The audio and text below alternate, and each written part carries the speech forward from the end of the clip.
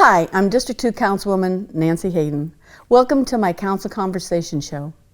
The City of Surprise is committed to safety, and with thousands of vehicles traveling our roads every day, traffic safety has been a top priority for our city management and police department.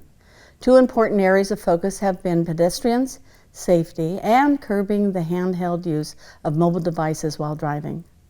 Here to talk about these topics today are Police Chief Terry Young and Public Works Director Mike Gent. Thanks for having us. Love to have you here. Love having you here. Welcome to the show. Chief, I wanted to ask you, the City of Surprise adopted a distracted driving ordinance this last August. Can you give me some information for the residents about the details of the ordinance and how it has affected Surprise? Oh, absolutely. Before I do, let me again thank you for having us here. We always appreciate this opportunity. And you had commented in your opening remarks about traffic safety being a top priority here in Surprise. And I just want to touch on that a little bit first. Sure. So I have now been with the city for, gosh, it's almost 9 years. And one of the things I think I'm most proud of amongst many is that we have a city with leadership from our council members and our mayor and our city manager and all through all of our leadership where public safety is absolutely a priority. And when we talk specifically about traffic safety, one of the things that really became, one of the things that I really became aware of when I took over as the police chief in 2015 was in communicating with our residents. It's not just that we decided that traffic safety was a top priority. Our community members have been letting us know that for them, this is a top public safety priority. And so we listened to that, not just me as the police chief, but all of us as a city. We listened to what a priority that is for them. And then I started looking at our data historically, where have we been? And as we grow, and we all know we're growing very rapidly, but as we've grown, we see more vehicles and more use of our roadways and more congestion. And consequently, we see collisions increase. And so not only have our community members said this is a priority, as we look at the growth and the increase in traffic collisions, we realize this really is something that we needed to focus on. And I believe later you're going to give me an opportunity to talk more about Drive-Wise Surprise, which I'm really proud of. So I won't get into too much of that yet, but I will say that the distracted driving is a reflection of that leadership that we spoke of. Our city has taken a front row approach to this, and that we are the first West Valley agency to have such an ordinance, and one of the few in the Valley. And we certainly have what I think is the most restrictive ordinance. But that ordinance itself is just part of the overall Drive-Wise Surprise philosophy that we've created to impact traffic safety for our community members.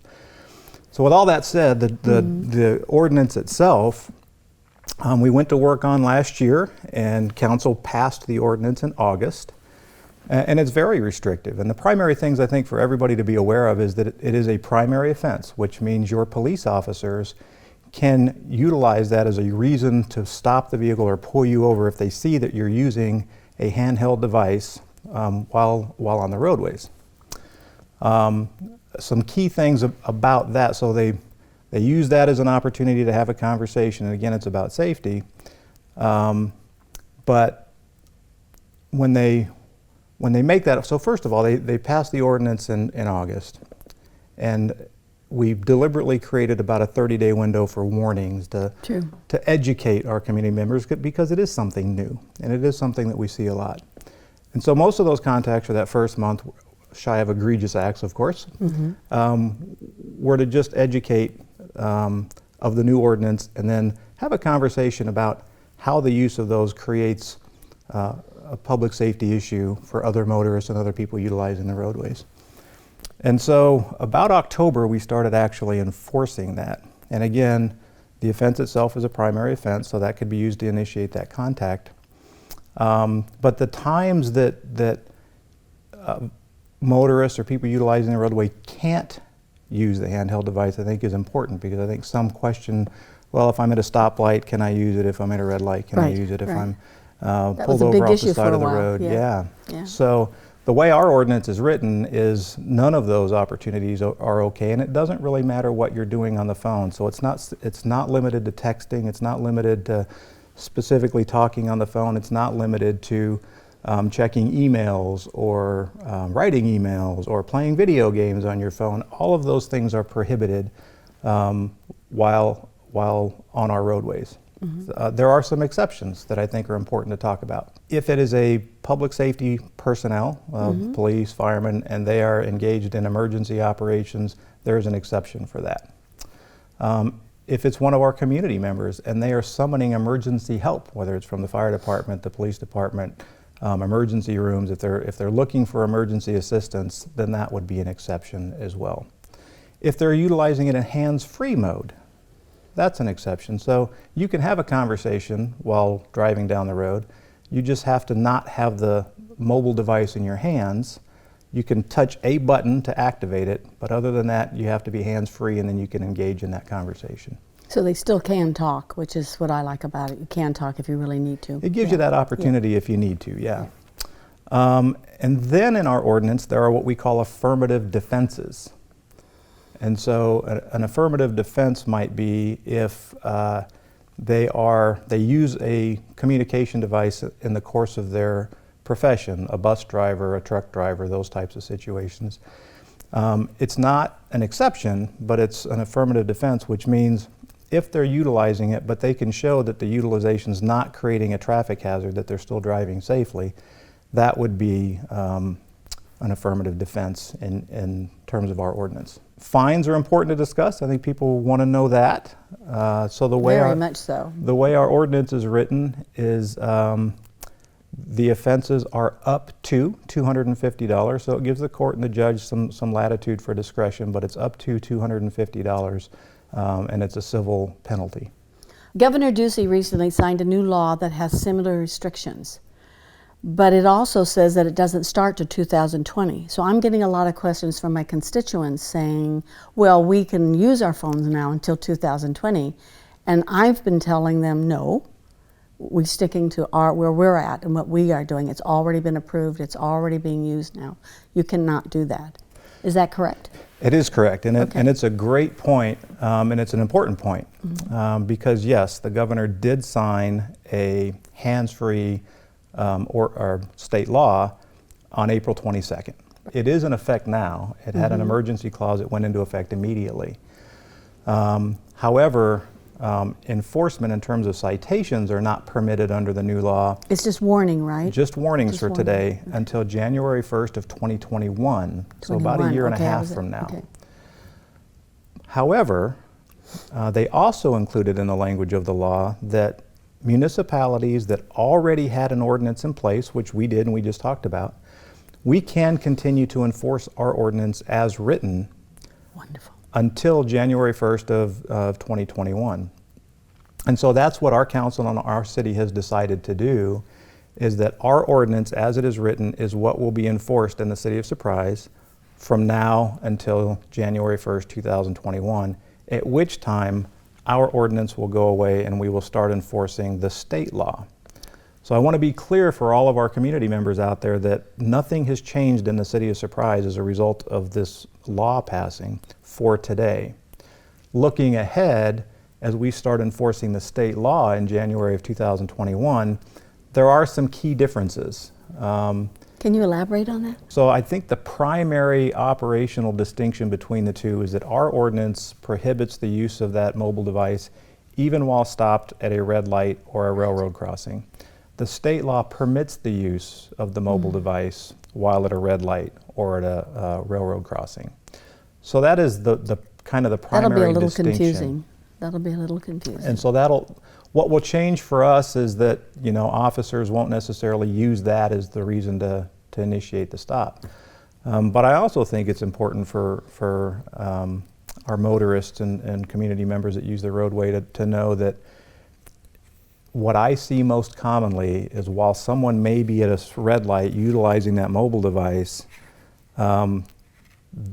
the point where they complete whatever it is they're doing and the light turning green rarely coincide. I know, they just sit there and you can't move and the light has changed. I run into it all the time. So a couple of things may happen. They may not go when they're supposed to, and that might be something else that the officers look at.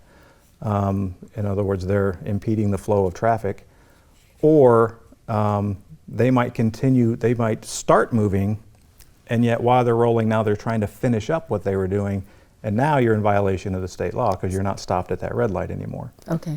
So I think it's important to make that distinction. It's while they're stopped, but once you start going with the green light, You have to you say can't goodbye, have have a that in your good hands day, anymore. and Correct. keep going. Yeah, because I run into that all the time where I'm sitting there and person in front, the phone's up there, and I'm just, okay, whenever you're ready. It's sort of hard. Another couple of more minor distinctions, but they're important. The items that we discussed that are affirmative defenses in our ordinance are actually exemptions under the state law. Okay.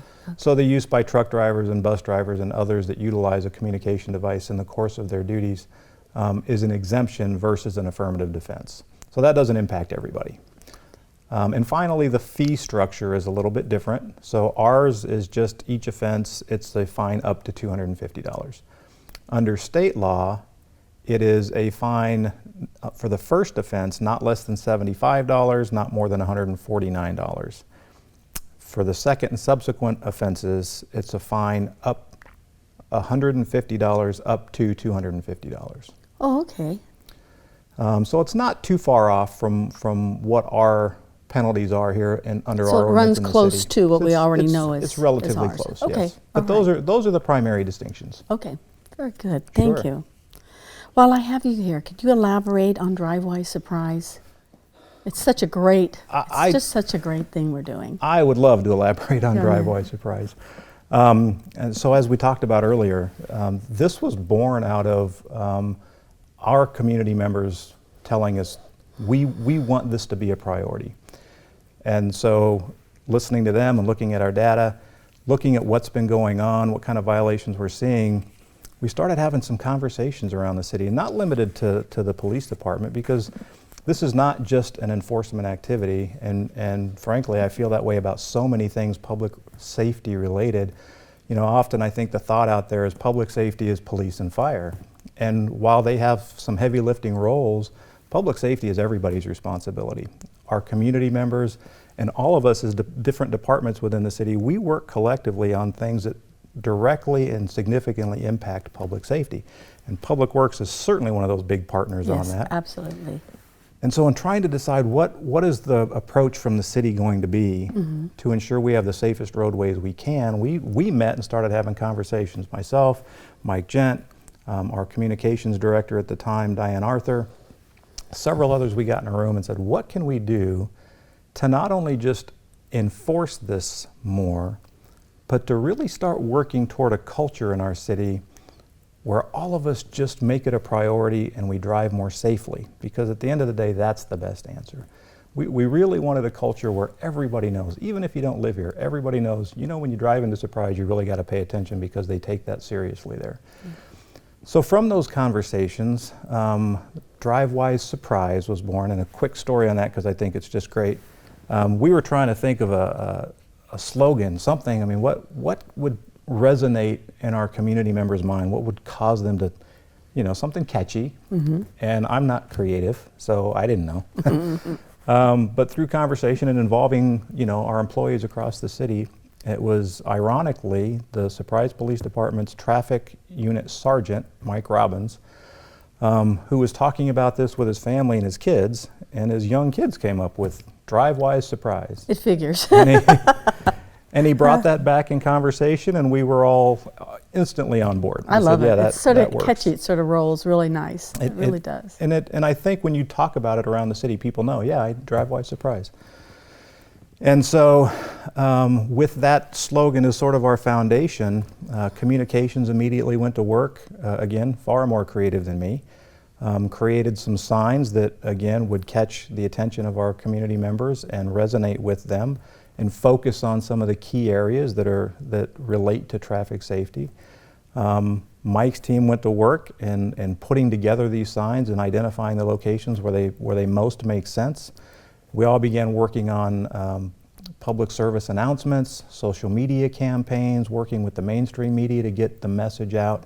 And it became a primary talking point at all of our community events. Whether it was specifically a public safety event or not, it's always an opportunity to talk about this component of safety in our community. And so we kicked it off with a press conference, and we made it clear, what are we trying to accomplish? And at the end of the day, it's that culture that we talked about.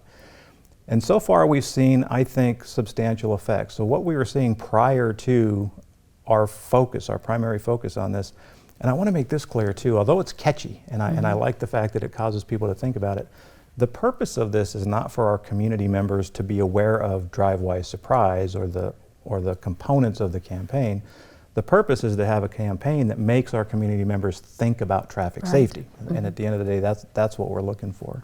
The years leading up to it, we were seeing traffic collision increases at rates starting at 4 and 5%, up to 6%, 8%, and then finally even 10%. Just within the first year of the implementation of the campaign, we saw a decrease in 1%. And so 1 year is not really, I think, substantive to tell where we're going. But this is at a time where the city's continuing to grow and we're seeing more and more usage of our roadways. The following year we saw an increase again of about 5 or 6%, but in contrast to where we were, we would have expected to see an increase of as much as 10 or 12%.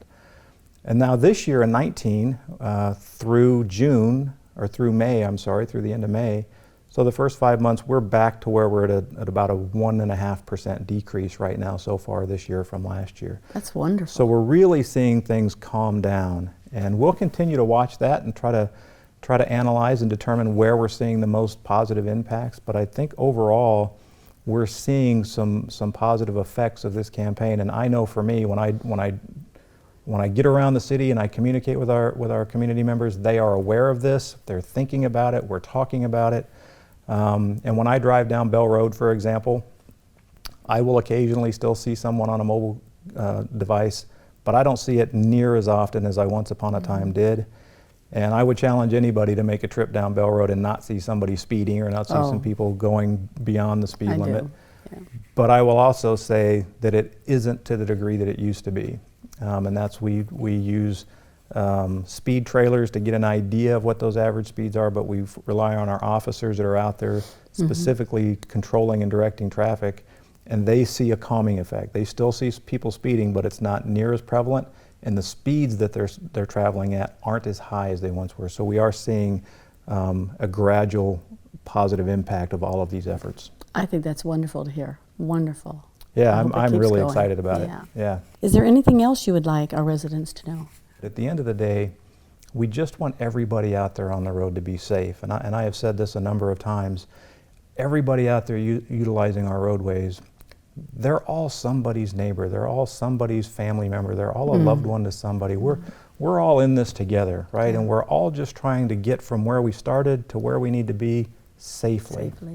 And I think if everybody can keep that in mind and exercise some patience and sound judgment and know that even under the best of circumstances, we're all human beings and we do make mistakes when we drive. So even though we know the rules, we have to be aware enough and alert enough to know that those around us may make a mistake at some point. And regardless of who's at fault, what we're trying to avoid is anybody being injured or having unnecessary property damages. So if we have that awareness and we're all paying attention a little bit more, being conscientious of those around us and compassionate towards those around us, I think we'll continue to move in this direction that we're seeing. And at the end of the day, it's all about all of us being safe. Yeah, it's just wonderful to hear how it's doing so much better now. So now, Mike, let's talk a little bit about pedestrians. That's to me, your forte. I know you're involved in it too, but are there any new laws in Arizona that specifically relate to pedestrians right-of-ways? I'm not aware of any new laws. in respect to pedestrian safety. But Chief alluded to that we work hand in hand on these issues, and absolutely, we there's multiple pronged effort to try to improve safety of all the users of our roadway, but especially those that are more vulnerable, such as pedestrians. Yes. So while there's no new laws, helping people become aware of the existing laws is a focus, and something that you and I, all of us really, as we interact with community groups or individual residents, helping them understand what the existing laws are important, is a important focus. Okay. Yeah, Mike is right. There isn't any new law that's been created, but there are about a dozen laws out there that have some relation to pedestrians and motorists' responsibilities that pertains to pedestrians, and pedestrians' responsibilities when they're utilizing the roadways. And we have done this in the past and will continue to do so, where periodically we will put those laws out for community members to see via social media. So I would ask everyone to kind of pay attention and keep aware of that. If you're not involved in social media with the city, please get involved in that, because it's a great resource for information. And we don't want to overdo it, but we do probably a couple times a year. We put that information out just to help make our residents aware. So, for example, probably coming up in October, as we see a lot of our winter visitors move back into the city, we will reinitiate that conversation just to help create that awareness. But again, just to touch back on what I said before, those laws are important and we all have to be aware of them. But at the end of the day, it's about all of our safety. If you're a pedestrian, certainly be aware of those laws, but don't assume that everybody else is, and don't assume that that person in the vehicle won't make a mistake. So again, that reasonable level of awareness as you're moving in and about the city as a pedestrian, always be mindful of what's going on around you, because at the end of the day, it doesn't matter who violated the law. Someone's hurt. If someone got hurt. And if there's a way to also help avoid that by just some additional awareness, I think that's so important. Very good. This is a very timely time of the year to discuss pedestrian safety, because with the temperatures rising up, we see more and more pedestrians in the early morning hours and the late evening hours to try to take advantage of the sun not being out on them. And so, as drivers, we have to be real aware of our surroundings, particularly sensitive to pedestrians that are out there. And then in just another 6-7 weeks, we'll have the kids going back to school. And then during the summer when they're not in school, you'll have more kids using the sidewalks and bike lanes and whatnot. Yes, and that worries me a lot. So being aware as drivers of those around you, and Chief said it perfectly earlier, he said we just need to be more compassionate and put ourselves in their shoes, be aware of what they're experiencing, so that we can improve the public safety and keep our community the special place that it is. In recent months, there have been many concerns, specifically in Sun City Grand, in regards to crosswalk speeding. We lost a man last year because of crossing the street. Do you have any updates that our viewers may be interested in? I notice we've been doing the crosswalks really bright, and I've gotten comments on it, so I'm really excited about that. That has helped immensely. That's great. Yeah, so there were 4 crosswalks that we targeted in Sun City Grand. They just had the 2 parallel stripes, and we installed what we call high visibility ladder crosswalks. So along with brightening the parallel stripes, we added these ladder markings all the way across. So it's really easy for drivers and pedestrians to recognize that this is a crossing. And the reason why these locations were selected was because they're well-used pedestrian crossings near intersections or near important places of where people are crossing the street. So both of those help everybody recognize it, but the type of striping is important. It's a thermoplastic striping that's going to be real durable and has a high level of retroreflectivity. So at night, especially, the really headlights bright. reflect off it in a way that it's hard not to realize it, as long as you're paying attention as a driver and looking up. yeah. I've noticed people slowing down. Over in Wilmington, they've slowed down. I really appreciate what it's doing without having to put lights and all the extra stuff that they had mentioned. So I really like it. You brought a group of residents to the city and kind of enhance this conversation, saying what can we do right now to really draw attention to pedestrian safety, and specifically at these 4 locations that we installed these, that was a direct response to citizens saying we want more attention here. Yeah, that was a good showing too. It was really nice to have them all present and be able to speak. I mean, most of the time people want to be heard, and that's what they don't get sometimes. So Well, I thought that meeting really worked for us. And that's not a conclusive answer. There's other steps that are being taken along with that. So that's just one step of the process to improve safety at those locations.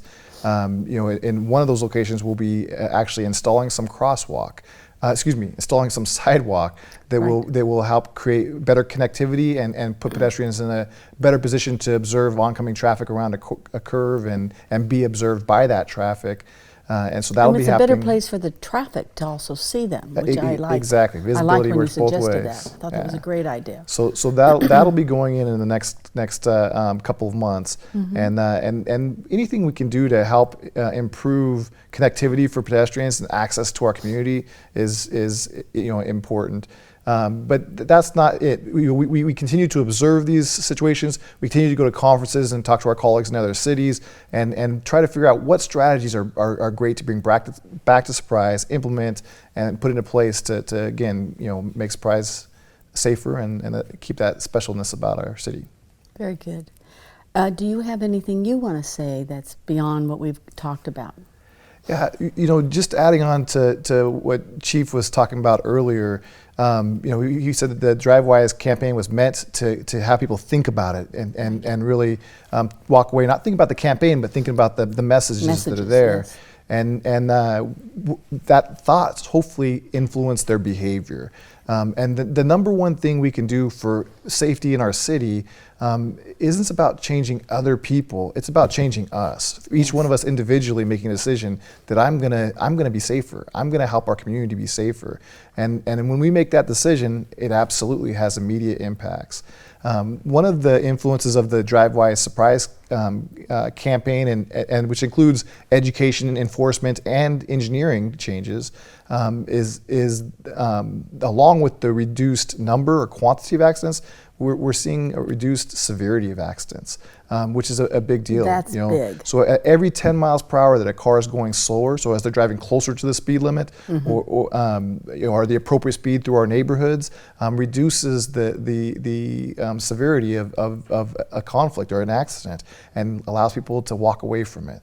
So absolutely, I hope that people that are watching this message today not only are intrigued by what we're discussing, but actually take it as an opportunity to reflect on what they can do differently and how they can be better because of the things that they're listening to with this conversation. Exactly. Very well put. Very well put. Thank you both for coming here and doing this with me. I admire you both so much. You help me all the time.